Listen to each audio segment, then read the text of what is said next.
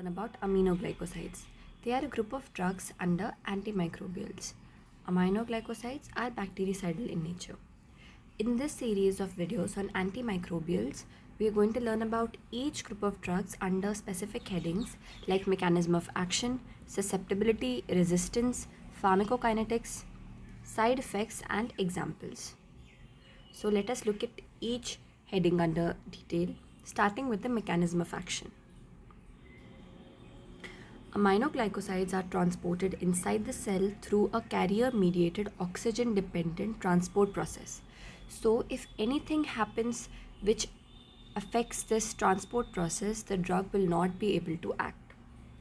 So after entering inside the cell, aminoglycosides bind to ribosomes, and this leads to misreading of an mRNA codon. They specifically block the initiation complex formation, and this prevents polysome formation. So ultimately they will lead to abnormal protein synthesis, and this abnormal protein will then get incorporated into the cell wall. Once the cell wall is ineffective, there will be cidal action. So three things that you have to take away from the mechanism of action are that aminoglycosides lead to abnormal protein synthesis. This abnormal protein then gets incorporated in the cell wall and destroys the cell wall, leading to a cidal action. Because these drugs act on the cell wall, aminoglycosides have a synergistic action with penicillins. As we know that penicillins bind to penicillin binding proteins and disrupt the formation of the cross-linking peptidoglycan chain. Susceptibility of aminoglycosides is that they act on aerobic gram-negative organisms like E. coli and Klebsiella. Coming to the resistance, as we just saw that they act on aerobic organisms, so the resistant organisms are anaerobic organisms. The mechanisms through which resistance is acquired is enzymes which inactivate the drug, mutation of ribosomes to which the drug needs to bind, and lastly, as we just discussed, anything which affects the oxygen-dependent transport mechanism. Now let us look at the pharmacokinetics.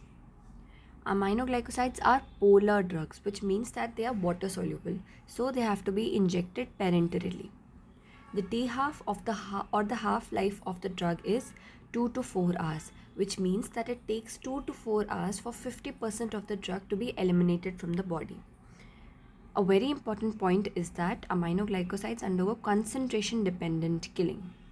This means that while administering this drug, it has to be kept in mind that the drug is administered in such a way that it reaches a high peak above the MIC. Let me make you understand with the help of an example. For example, the MIC or the minimum inhibitory concentration of a drug is 2 mg, which means that 2 mg needs to be given for the drug to be effective. So the MIC of a drug is 2 mg and the prescribed amount that the patient needs to take is 5 mg. So there are two ways in which this 5 mg can be administered.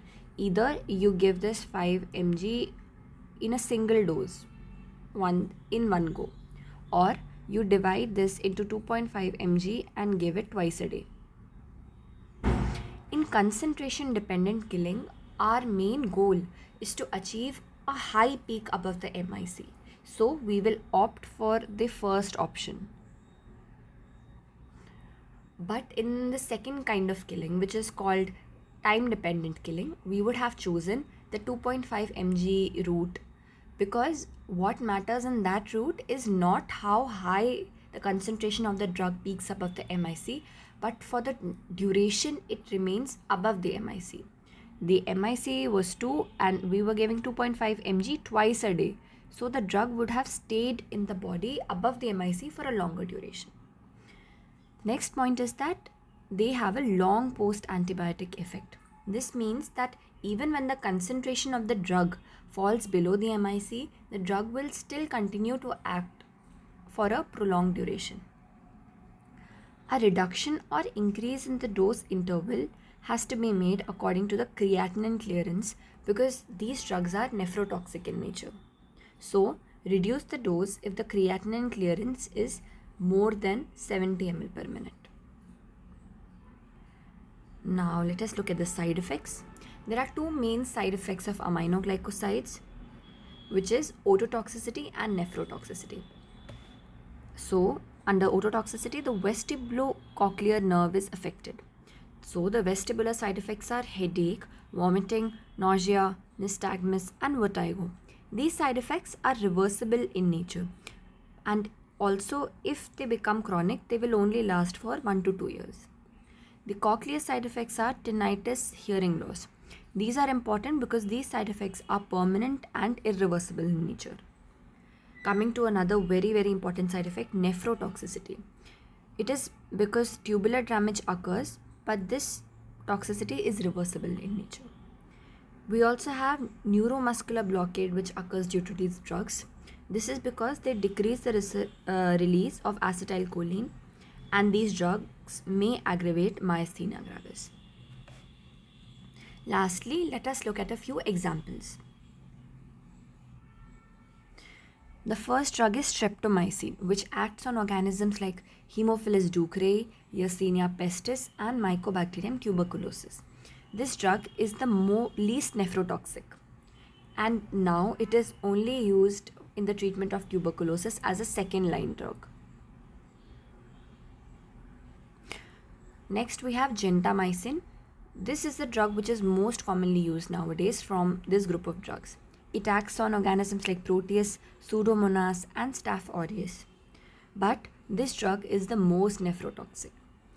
It is also used with third generation cephalosporins in cases of burns and urinary tract infections. There is kanamycin, which is a second line drug for TB, which is used along with streptomycin. Now we have tobramycin, which is effective against organisms like Proteus and Pseudomonas. Here we have amikacin. This is also an important drug because it is broad spectrum in nature. It is also resistant to inactivating enzymes used to treat conditions like multi-drug resistance TB, and it is reserved for hospital-acquired infections.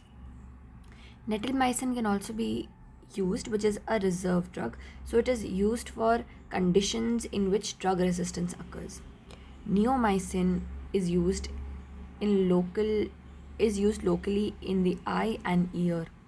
Orally, it is used for bowel prep for surgery. And last drug is pramicitin, which is also used locally in ointments and eye and ear drops. So this was all for the video. Thank you for watching. I hope you gained something out of the video. Do comment down below if you have any doubts.